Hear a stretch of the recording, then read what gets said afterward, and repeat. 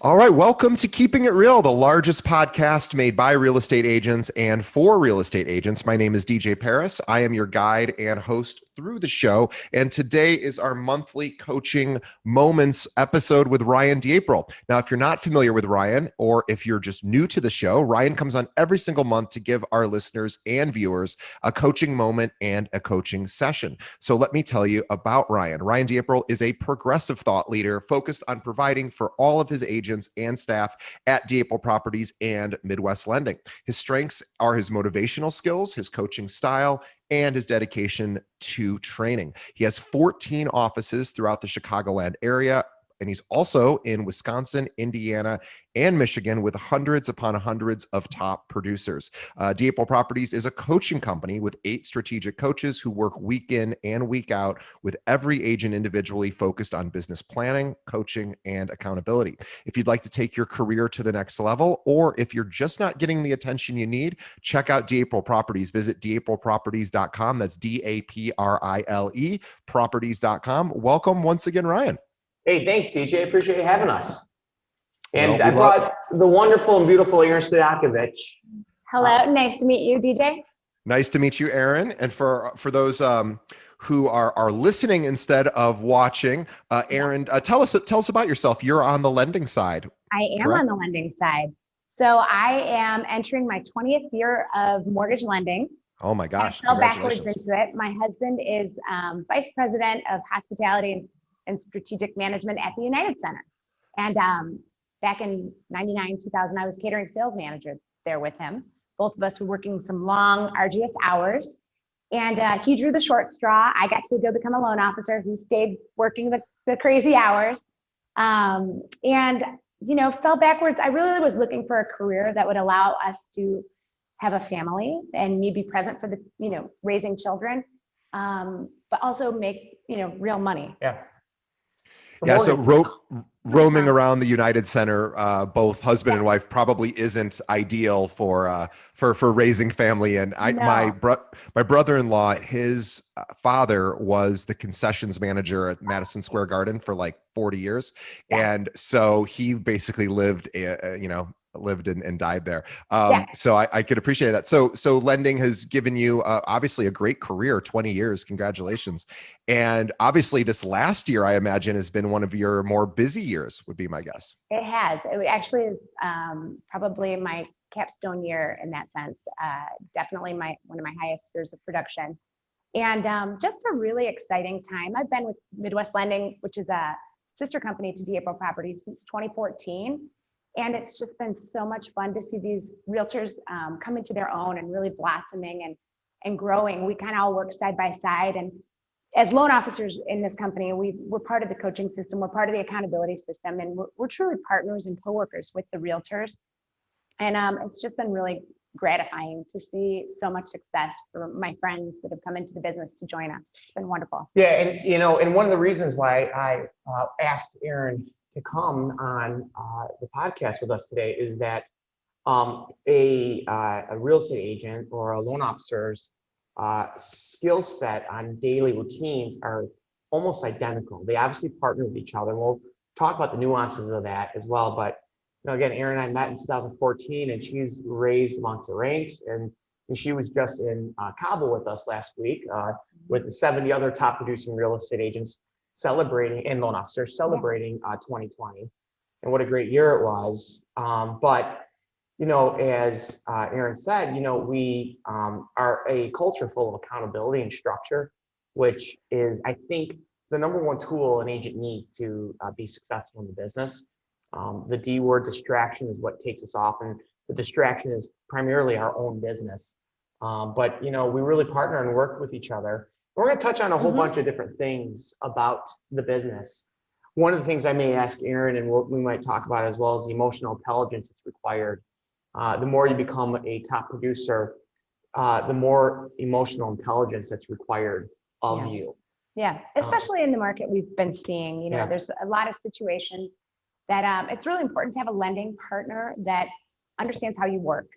I have realtors who basically say, only call me if there's bad news. And I have ones who want me to text them every time I get an email. It's a different level of scalability from what they want from you as far as communication. And with your clients, all the clients are different. And it's really nice to have somebody that you're working with who knows your work style and also knows how to help you be successful within your own skill set. So we do a lot of that. Yeah.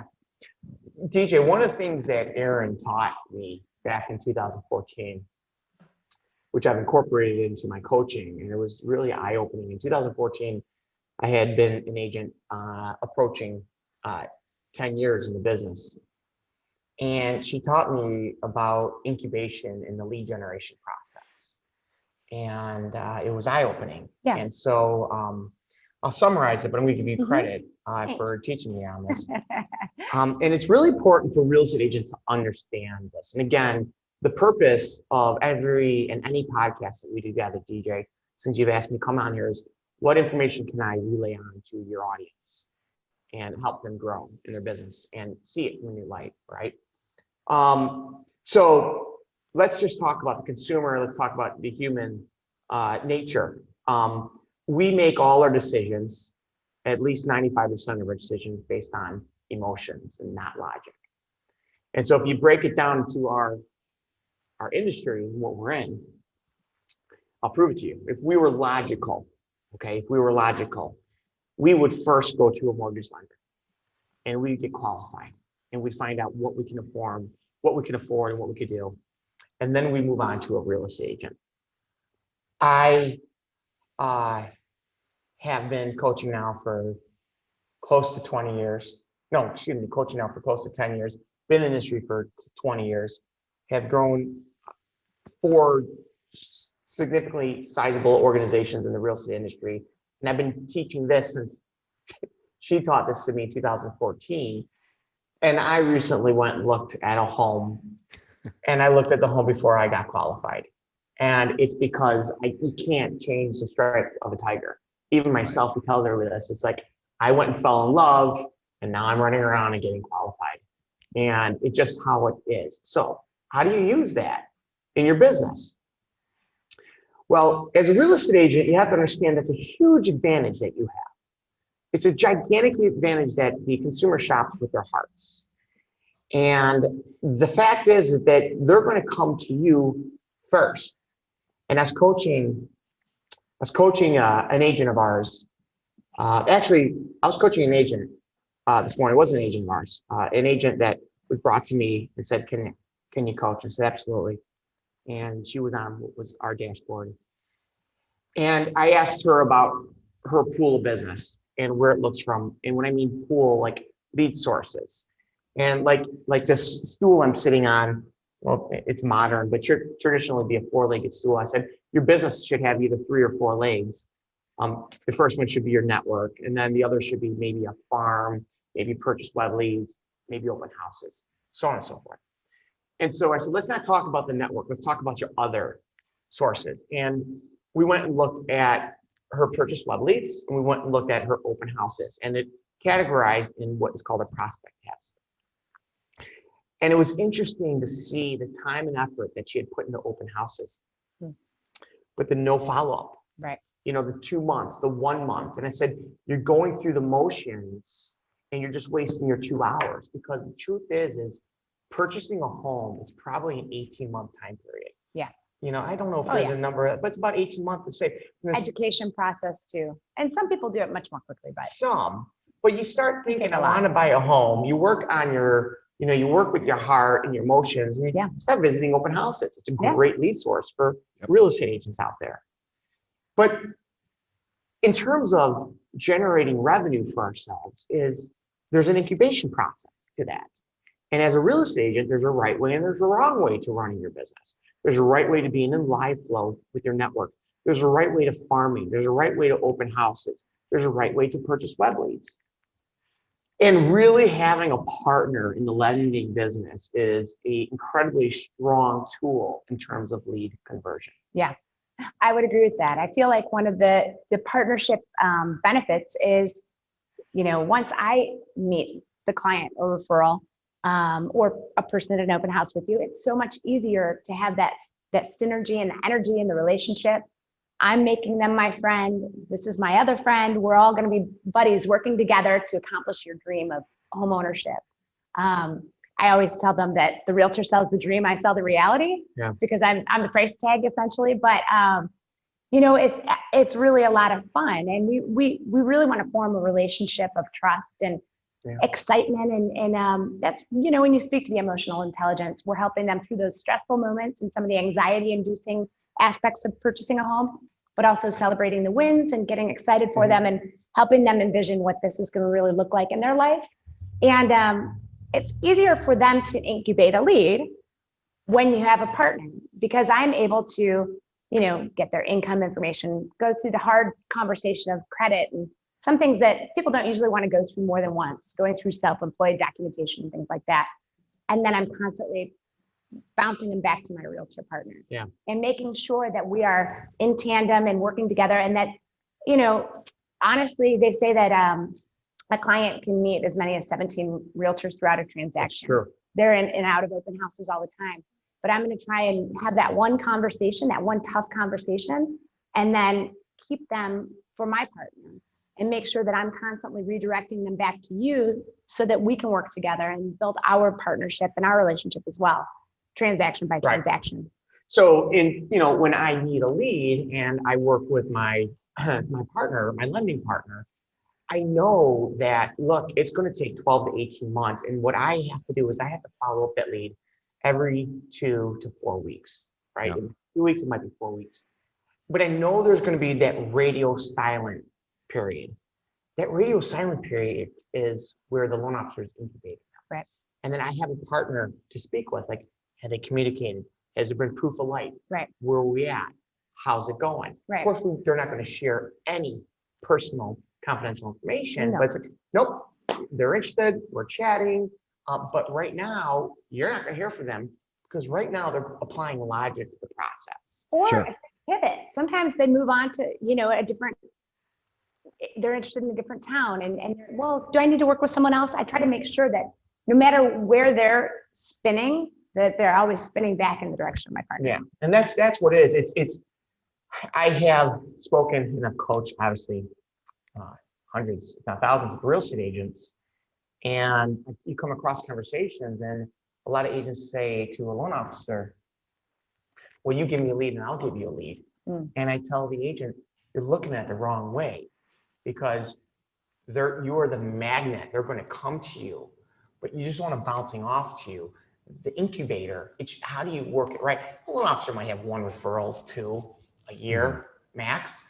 You're not using that tool properly. Yeah. It's really it's a long-term partnership. It's a friendship. And the benefit extends throughout the transaction. Oh, you know, gosh. when things, you know, as sometimes you may or may not know, they can go sideways a little bit sometimes in real estate lending. Maybe an appraisal doesn't come in where you want it. My first call is to my partner, and I make sure whatever I'm doing, I'm going to make them look like a hero and informed and knowledgeable, and make sure that the client understands that this team has them taken care of. So we make a plan first, we talk, and we make sure that we are on the same page to protect our client and make sure that we're looking out for their best interests in tandem. One of the questions I had, I just wanted to go back to something you guys had both said and wanted to just as a tip for our listeners and viewers, which was about the loan officer, Erin, you showing up at open houses and being there to greet the participants, the people that walk in, the buyers. How helpful is that to secure the business when there's not only the realtor there, but their loan officer partner? I suspect that's something that most realtors do not bring with them to an open house. And I just would love to hear your thoughts 20 years in the business of how helpful that is, to secure it. We're back. Oh, you're back. Everything sounds great now. We're perfect. All right. No worries. So I think we were talking about how a loan officer can help you through the transaction and work in tandem with you to benefit the process. We're open houses. Being On open houses. Yep. You remember calling your question? Oh yeah. So I was answering, it helps secure the business, but also it's really good for the sellers to have extra eyes in the house. It's more fun for the realtor to have a partner there for socialization and for camaraderie. Security. Makes for security for sure. And honestly, when a client comes in, it makes conversation a little more fluid. It kind of improves the whole overall situation. I don't go to every open house expecting that I'm going to get necessarily a contract that day. I go to support my realtor partner. That's my goal. I'm there to help keep the house secure, to help have a good time, and make sure everybody's And I think, for the for the real estate agent, to keep in mind, again, going to these open houses, and that's just one of many lead sources where I partner with my loan officer. The key to it is are you going about it the correct way? And for a real estate agent, it's repetition, it's day in and day out, and it's follow-up, and it's a good 12 to 18 month follow-up. I mean, whether I meet somebody to purchase web lead, if I meet somebody from my network or somebody's referred from my network, and I'm talking about buyers here. I almost said farm, but that's typically listing, so I didn't say farm. I really like to partner them with them. And then, a lot of our coaching and training is about your growth in this business. And, a lot of people, once they start experiencing success, tend to self-destruct. Yeah. And it's really good to surround yourself with like-minded individuals that can help you not do that. And what I mean by self-destruct? Well, real estate agents and loan officers make a lot of money, and they do that if they're doing the right activities in terms of lead generation. They make a lot of money. The money is earned. The money is well earned, and the reason the money is earned is because there's such raw emotions in a real estate transaction. Yeah. You're a therapist. You're a therapist, and as a real estate agent, and even more so as a loan officer, there's no getting away from the turbulence of mortgage lending or the real estate transaction. And so it is us, and our number one priority after a property is under contract is to kind of keep our composure. And what I like our lenders to do is keep us involved in the transaction and what's going on. And as a real estate agent, say, our client's going to be yelling, attorney's going to be yelling. I've been doing it for 20 years. It's a lot of hands in the pot. It's a lot of hands in the pot, a lot of things. And a lot of personalities. But this is why we get paid the income that we get paid. Yeah. And it's composing ourselves and not self-destructing, and let that take us off of our daily routine, because you life flow consistently, don't you? Yeah, absolutely. And it's a very important part of your business, correct? Absolutely. Yeah, absolutely. Staying in touch with all my clients and referral partners. And it's very easy to say, I don't want another loan or a real estate transaction, because the emotions are so raw and so violent. But, if it walks like a duck, it sounds like a duck, right? It's probably a duck. That's mortgage lending. Yeah. And that's real estate.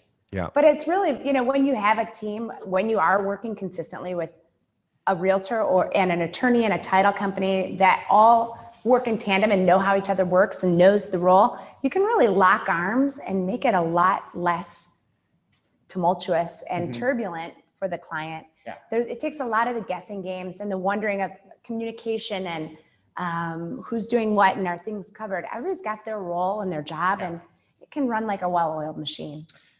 Let's talk. I would like to ask about emotional regulation in today's market. So really helping the client, and we'll talk about buyers because I think that's most relevant to what we're discussing today, and how, of course, rates are very low, at historic lows. And so people can afford more. Money is cheap right now, which is great for buyers, but also we're having an inventory shortage, right? So there's properties go on the market and then are immediately, sometimes sight unseen, offers are pouring in. So buyers really have to have somebody, whether it's their loan officer, their realtor, or ideally both, helping manage their emotions as they fall in love with a property, get outbid. Maybe there's a cash offer that supersedes their financing offer. What should loan officers and realtors be doing to manage expectations and emotional, expectations of the buyer right now, who may be going through multiple properties, getting outbid, losing deals? What are some strategies there to keep the client sane and happy during, it's turbulent right now. It's tough for buyers. I've seen some agents getting really creative on how they're going to manage the emotions and help keep their buyers locked in and spirits up, because, depending on the scenario, there's a lot of, multiple offer situations that might not go your way. They're really going the extra mile to try and make their client stand out Mhm. and advocate for their client. Mhm. And also, I'm involved much more on the front end. I feel like at this point, I'm talking to a lot more listing agents, up front to make sure that they know how qualified my buyers are and what's going on with my, rock solid client, and helping to try and bridge that gap in communication and make your client stand out in a different way. Yeah, and I'll go over two exercises that I've seen for buyers that works out well. And the first one, I'll circle back to the emotions. I've seen some practice, and I actually just put in practice for myself on a property that we're purchasing. Multiple bid situation, and I was the only one to write a personal letter to the buyer. Oh, really? Excuse me, seller. Yeah, I wrote a letter about why I wanted the home, and I was just thoughtful in it and put it in. And the listing agent said that's one of the reasons why I was selected as a winning offer. So that's one thing, and it's going to the emotions because my home is part of my family. Sure. And so if I'm selling it, that's going to be a part of the equation. So that's one. I think another one is, and this is again for all the professionals in our industry, lenders, agents, attorneys, and this is a practice that is not, I believe, practiced enough, is to under-promise and over-deliver. Yeah. Everybody's over-promising. And at the end of the day, the deal is going to get done, right? But we need to learn how to manage the expectations. And so I think transparency, like when I work with a buyer or a seller, I always use words, this is gonna be fun. Yeah. This is what we do, and then when we get under contract, say, all right, It's gonna be hard. It's gonna be a bitch. Okay? But we're gonna get through it together. Yeah. So I really think, taking the model and this is a lifelong practice of self-improvement. Like, I don't have it figured out. Do you got to figure it out? No. Are you learning Every transaction is different. Right. Every client is different. Right.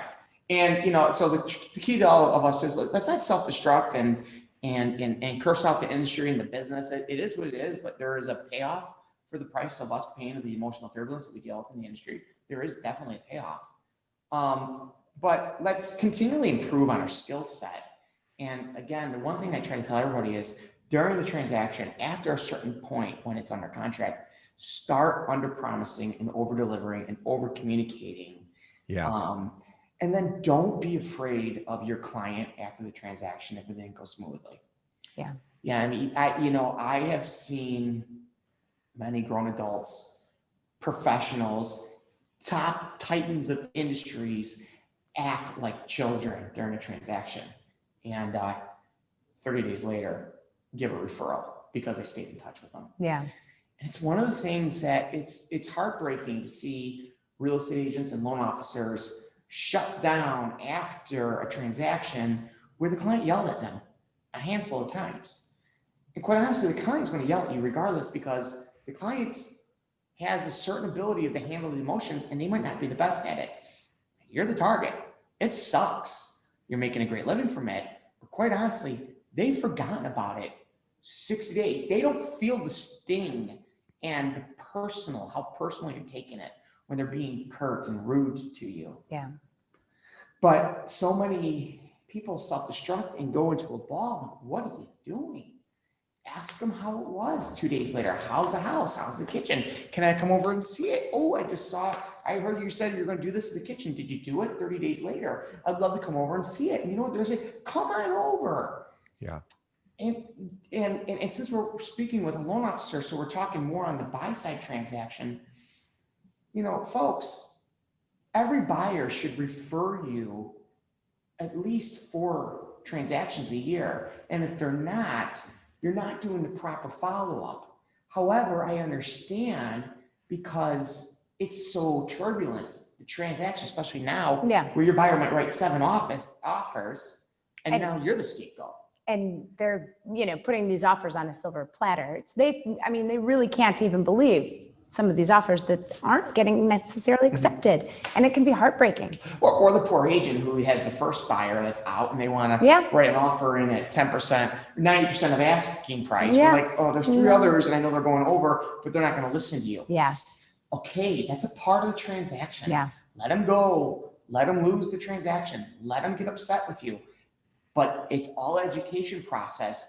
You're the teacher. You got to be there through thick and thin. Yeah. It, Well, and as the loan officer, it's my job to help you with your emotions, right? So Yes. the loan officers, I mean, we've got some, you've got seasoned agents who have done hundreds and thousands of transactions, and you've got newer agents who are kind of just, entering the business and maybe, working for the first time through the stress and the anxiety that some of this business can bring upon you. Mm-hmm. And, I feel like my job is to be the mortgage mom. I'm the leader. I'm taking care of them and helping them. And if they're not sure the direction they're supposed to go or anything like that, we really try to help manage their emotions and keep their stress and let them understand, that this is normal. And, the business takes a thick skin and you'll get over it. And once you go through a few of the transactions like that, really, they get a better understanding.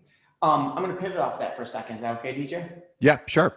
And I'm going to talk to probably what should be 80% of our jobs as loan officers and agents, as I coach on this, is continual lead generation.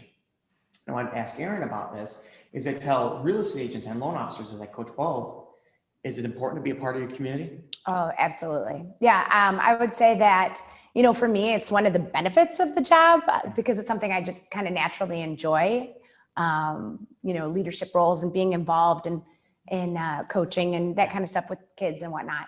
I have 3 kids. I'm on the board for Park Ridge Baseball, and I'm always involved in the schools and in my kids' sports and things like that. And I don't consider that part of the job. It's for me, it's a benefit because I enjoy it so much, but it really is part of your network and part of building your brand is taking an active role in the community and, contributing, really giving back to the people who you're asking for business every day. Yeah. I mean, real estate's hyper local. Okay? Yeah. It's a hyper local industry. Now, Erin's a loan officer and she lends in Florida and Indiana, Wisconsin, and all over. But, you're going to have your nest egg of business and it's going to be local. And, I'm even actually starting to coach real estate attorneys. And it's very interesting that the practices and the philosophies are identical. It's hyper local. Your network is your net worth. Mm-hmm. And you need to be a part of the community because people are buying community. They're not buying a house. Right. Of course they're buying a house, right? But they're buying the community, where they're going to walk the dog, where they're going to get coffee, where their kid's going to go to school, what clubs, what boutiques, so on and so forth. And everybody is an ambassador in the real estate transaction to the community. You can be a real estate attorney, you could be the lender, you could be the real estate agent, you could be the home inspector, but we're all an ambassador. In coaching attorneys, just a little sidebar. Yeah. Attorneys are sent to school to learn how to fight. Right. Sure. Hold on a second. We're in a real estate transaction here. And us real estate agents and loan officers, we want the deals to go. So it's interesting coaching the attorneys. I could see that 100%. Yep. Definitely. So I got my work built out for me on the emotional intelligence side of the transaction there. But well, I want to go back to the community idea and really participating and being involved, whether it's through volunteer efforts or, other means of being visible in your community. And I want to just on the sort of volunteering side, I want to just really quickly talk about how important that is. And obviously we would never encourage somebody to participate in volunteer efforts if that wasn't something they actually were passionate about or excited to do. I think people can typically see through, shallow sort of experiences where people are participating in community events simply to be seen and to possibly further their own business. But when people are doing it authentically, even if, as anyone who is listening or watching right now, whenever we witness one of our friends getting involved in an organization or a local community, charity or nonprofit, it's very impressive to us, right? Despite the fact that we all are trying to be more charitable and be more philanthropic, the reality of it is most of us probably feel we could do more. And so whenever we witness somebody doing that, it's very impressive. And it's something that is highly valued in our society. And so it's a nice side benefit in helping all of your community in different, organizations. by actually just being seen as somebody who, now that's not the reason to do it, but being seen as somebody who's charitable is a huge high value thing. And it probably can't be overstated. It is something that absolutely will help your bottom line over time, even though that's not, again, the reason to get involved. Yeah, I think we're really beneficial. I don't know if Ryan knows how influential his strategic location of how he's designed the company would work out.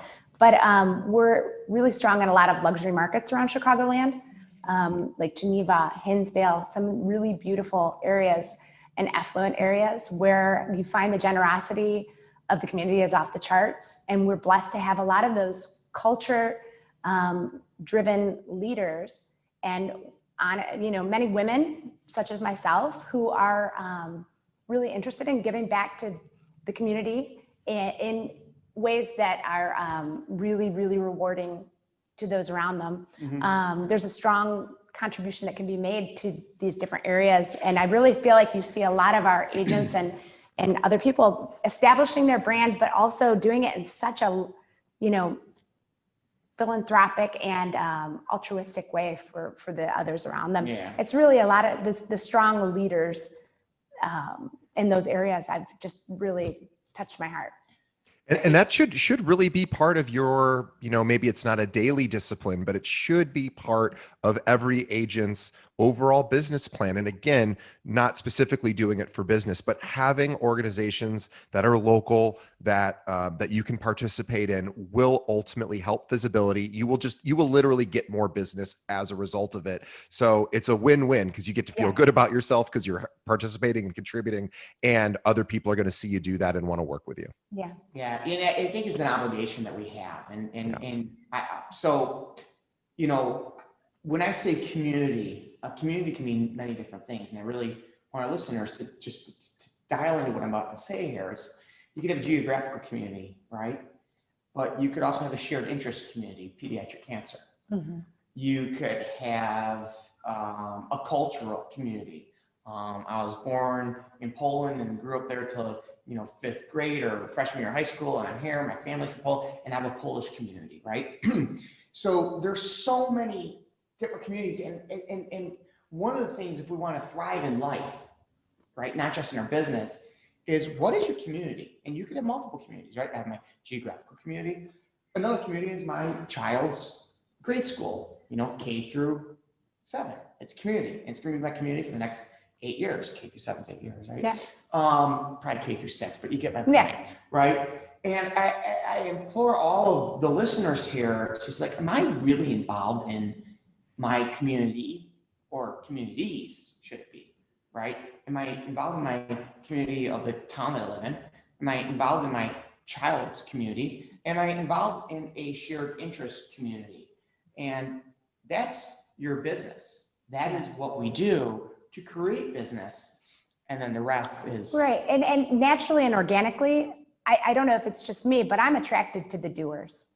The people around me who are problem solvers or are making things happen, creative, the people who really are not afraid to stand out in a crowd when it comes to being idea centers or being thought leaders for the process of making the community better or problem solving things or, helping. We've had a really interesting year, even with the kids being home, and 2020 and COVID and all these things. And I'm really attracted to people that are thought leaders that way, and the doers and the givers. And so I imagine in business, that's reciprocal. You're still having that same kind of attraction to people who are givers and doers and thought leaders. It's that kind of leadership that helps really brand your business and helps brand the business of those around you. And it gives you a platform to create relationships. Right. It just gives you a platform to expand your network or to deepen your relationships with the people in your network, which again is at the forefront of what we do. You've met many of the leaders within our company at charity events and at their necessities. Is being part of the board of Pediatric Cancer Foundation, which is going back almost 10 years. Right. And things happen and life comes up and, I got these 3 girls, we got everything else. And We have the bear walk on Lakeshore Drive. Like, oh my gosh, I don't have time for this. Right? I got so much going on. But we go, and it's like, oh my God, my daughters, we loved it. My friends, we walked. You know, it was an incredible event, and you feel so good about yourself. And it's like, I don't know. It's just you gotta keep going. You gotta keep moving forward. And it's like getting up. You gotta get your feet on the floor every morning and just push yourself.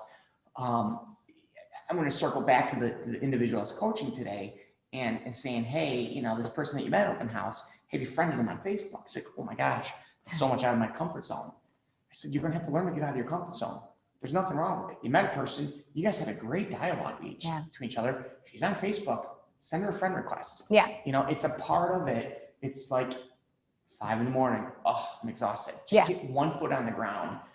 So going. Being in the business as long as I have, we were pre-social media. So it's interesting to me when people have a comfort zone when it comes to that kind of stuff, because it's such a gift, that the ability to connect with others, you know, over social media and digitally, and getting to know people in a different way and see their lives.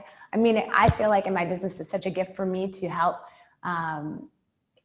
just develop and deepen the relationships of the people that I already care about and I want to see, but it's easy to lose track of in life, and, you know, not making it too much of a distraction, but it's so nice to have these opportunities for building relationships and developing with others, you know, in such a, such an easier platform. I love it. And it doesn't mean giving up your own personal privacy necessarily, right? Because that might be a lot of people thinking, gosh, I don't want to friend these prospects or even maybe clients because I want to keep my personal life separate. But you can still really keep a lot of your personal life separate and still participate on social media. But maybe, as Ryan has said on many episodes in the past, maybe the best part of social media isn't really the content you're creating or putting out there, although that certainly can be very helpful, but it's really the deepening of the relationships of the people that you follow and participating. So, you know,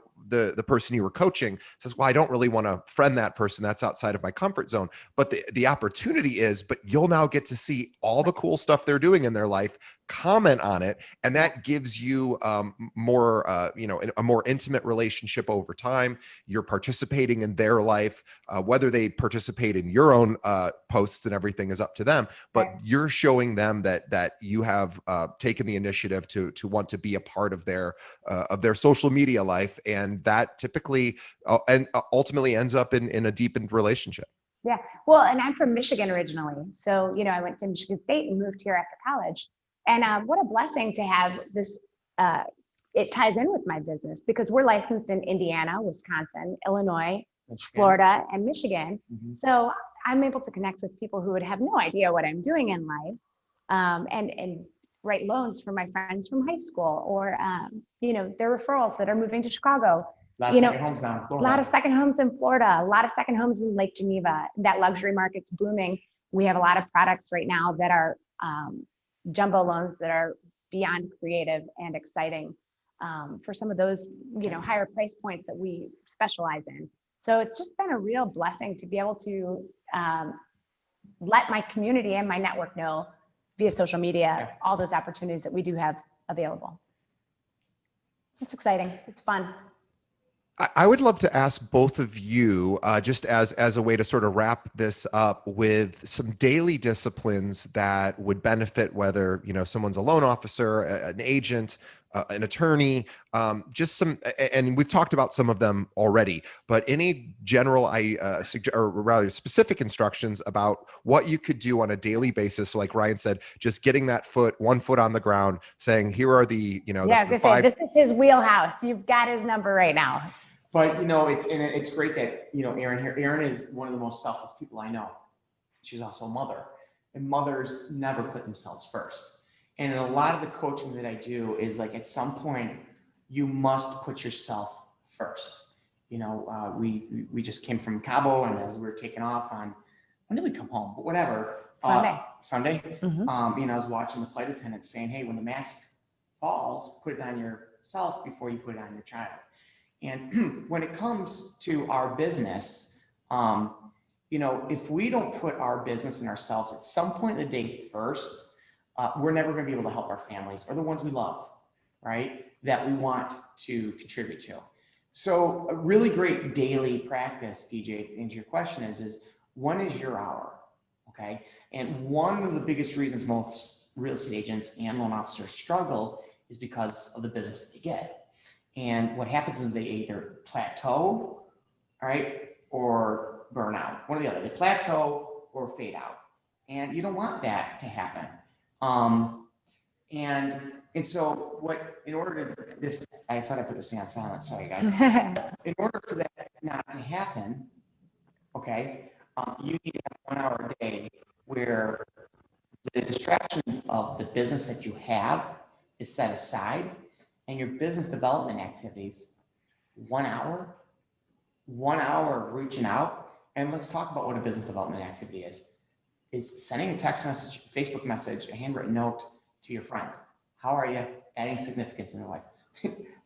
Do it for 1 hour a day and watch your business snowball, and watch after 3, 4, 5, 10 years, it actually gets easier to grow your business, especially if you still have that 1 hour of routine 5 days a week. I would say that's one of the biggest benefits of Ryan's coaching is one, he's always reminding us that it's, just taking a couple, you don't have to, I always use your eat an elephant analogy, one bite at a time. What's that guy's name?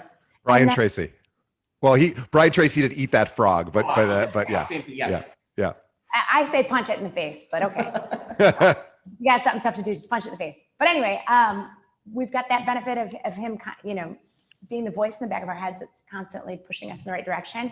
And I've said to him this morning, it's really great being somewhere where the true north is always very evident.